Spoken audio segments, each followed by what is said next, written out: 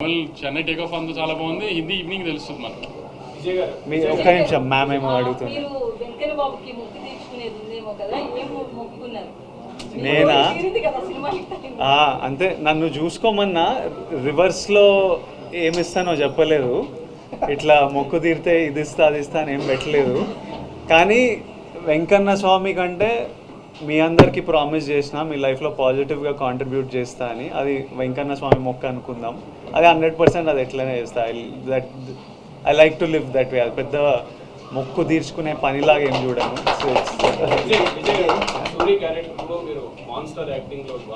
Director ఎంత రాసినా సరే పెర్ఫార్మెన్స్ అనేది ఇంపార్టెంట్. పెర్ఫార్మెన్స్ 1.5 year కంటిన్యూ ఒకే క్యారెక్టర్లో ఇన్వాల్వ్ బాగా చేశారు. దీని తర్వాత ఆ క్యారెక్టర్ నుంచి బయటకు రావడానికి టైం తీసుకున్నారు. అదైతే నేను already next cinema prep start చేసిన. నా మెంటలీ వెళ్ళిపోయిన ఆ రోల్లోకి.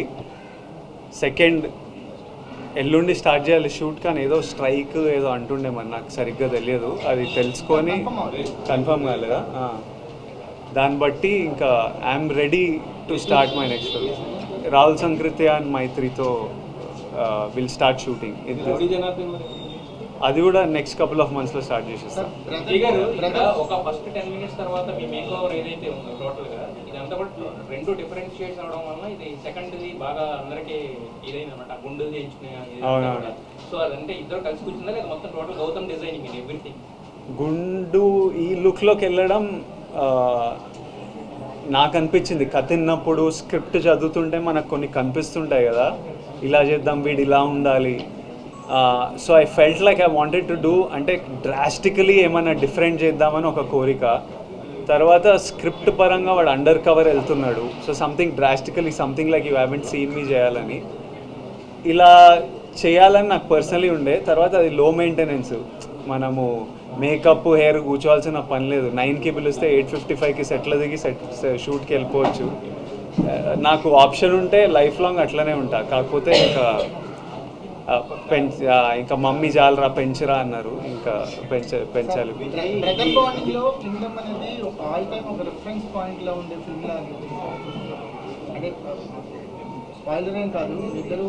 చిన్నతనంలో హోల్డ్ చేసుకునే సీన్ని ఫైట్ లో కట్ చేశారు. బ్రిలియంట్ కట్ అనుకుంటా. గౌతమ్ నవీన్ అక్కడి నుంచి మాకు మీ బాండింగ్ అనేది ఒక పీక్స్ లో అది స్టిల్ కంటిన్యూ అయింది. బ్రదర్ బాండింగ్ మాత్రం ఒక ఆల్ టైమ్ రిఫరెన్స్ గా కింగ్డమ్ చూడొచ్చు అనిపించింది.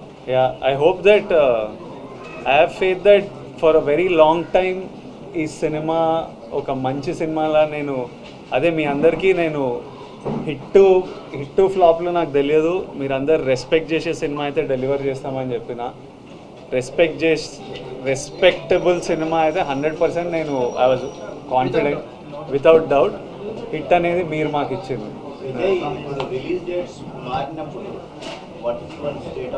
చాలా ఫ్రస్ట్రేటింగ్ ఉంటుందండి, ఎక్స్ట్రీమ్లీ ఫ్రస్ట్రేటింగ్ ఉంటుంది.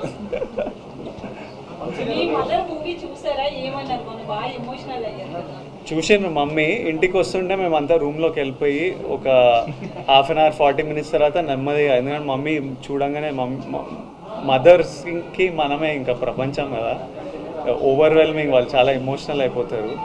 ఇంకా మమ్మీకి ఇప్పుడు ఈ సినిమా ఇంత రెస్పాన్స్ వస్తుందని కాదు, ఒక్కడు థియేటర్కి రాకపోయినా మమ్మీ వచ్చి నన్ను కౌగిలించుకొని ఏడుస్తుంది. అరే చిన్ను నాను mothers are like that. Cinema రిజల్ట్తో సంబంధం లేదు వాళ్ళ ఎమోషన్స్కి. తను షూట్లు ఉన్నాడు, షూట్కి వెళ్ళాడు. ఊరు కాదు కానీ ఇప్పుడు ట్రైలర్ ఏమో రాయలసీమలో చేసాం, ట్రైలర్ రాయలసీమలో చేసాం, ప్రీ రిలీజ్ హైదరాబాద్లో చేసాం కదా. అందుకని మండే ఆంధ్రాలో పెద్ద సక్సెస్ ఈవెంట్ చేద్దామని, అది రాజమండ్రి ఏలూరా ఏంటనేది డిసైడ్ చేసి మండే ఈస్ట్ వెస్ట్లో ఒక చోట పెద్దగా సక్సెస్ మీట్ చేద్దాం మనం ఒకసారి. ఎందుకంటే లేదు, మాకు పవన్ కళ్యాణ్ ఈయనే.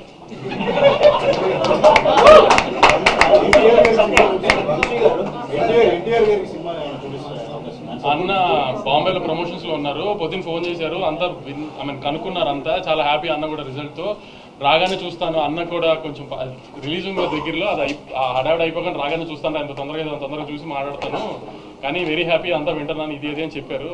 అన్న ట్రాక్ చేస్తున్నారు పొద్దు నుంచి అంతా. అన్న వెరీ హ్యాపీ. చెప్తారు ఒక నెంబర్ ప్రతి సినిమాకు ఒక నెంబర్ చెప్తారు. అలా నెంబర్ చెప్పినప్పుడల్లా ఇన్కమ్ ట్యాక్స్ వస్తుంది. వదిలేదు నెంబర్లు వదిలేదు. కానీ ప్రెస్ మీడియా మీద ట్విట్టర్లో వేస్తూనే ఉంటారు, సెంటర్లు వేస్తుంటారు, మిమ్మల్ని ఎక్కువ కలుస్తుంటాం మేము. తెలుస్తుంది రెగ్యులర్ మీడియాతో ఎలా ఉంటారు, కానీ ట్విట్టర్లో మాత్రం ఫాస్ట్ రెస్పాన్సెస్ ఇచ్చి మీరు ఇచ్చిన రెస్పాన్సెస్ ఎక్కువ ట్రెండింగ్ అవుతున్నాయి.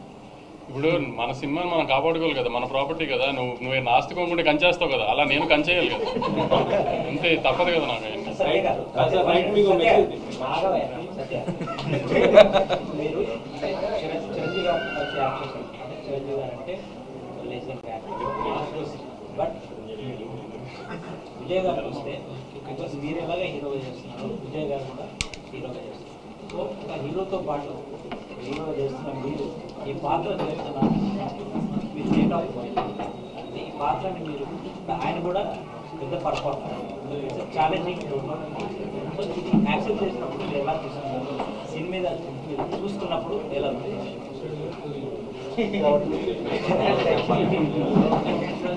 అంటే అది నేను అంటే కథ విన్నప్పుడు చెప్పాను కదా, వినగానే అంత క్యాలిక్యులేషన్ నాకేం అంటే మనం ఇది చేస్తున్నాం అది చేస్తున్నాం, జెన్యున్గా నాకు స్టోరీ చాలా బాగా నచ్చింది. ఈ రోల్ నేను చేయకపోతే నేను ఏదో మిస్ అవుతానని నాకు అనిపించింది. అంటే నేను మెయిన్ అదే చూసుకుంటాను, అది ఆమె చిరంజీవి గారి సినిమానా లేకపోతే అలా కాదు. ముఖ్యంగా ఫస్ట్ ఆఫ్ ఆల్ ఈ రోల్ నేను మిస్ అయితే రిగ్రెట్ అవుతానా లేదా, ఆ స్పేస్లో చూస్తే డెఫినెట్గా రిగ్రెట్ అయ్యింది ఈ రోల్ మిస్ అయ్యింది. సి ఎస్ నేను విజయ్ సినిమాలో నేను చేయడం అదంతా నేను అంత క్యాలిక్యులేట్ చేసుకొని డెసిషన్ తీసుకున్నాను, రోల్ నచ్చితే చేస్తాను. అండ్ చాలా రోల్స్ వచ్చాయి అండ్ చాలా నేను చేయలేదు ఆ సినిమా తర్వాత. మళ్ళీ సారీ ఆ సినిమా తర్వాత గాడ్ ఫాదర్ తర్వాత ఇదే కదా, మధ్యలో చాలా వచ్చాయి చేయలేదు.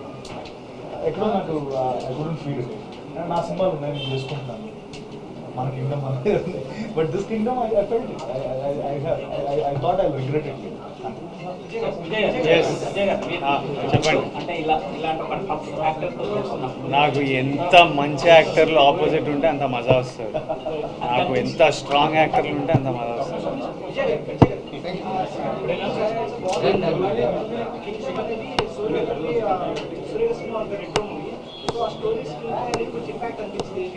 అనిపించిందా?